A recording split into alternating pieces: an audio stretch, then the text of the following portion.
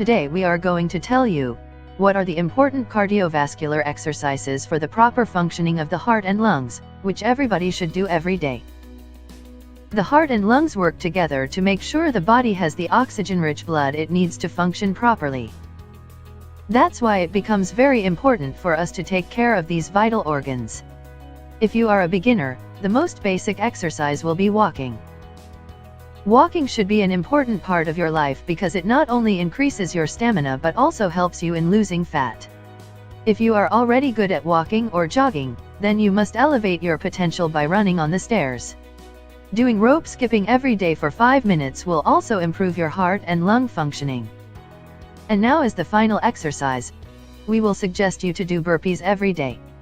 This exercise includes a small jump which is followed by a push-up, and it is one of the best exercises to improve your heart and lung functioning.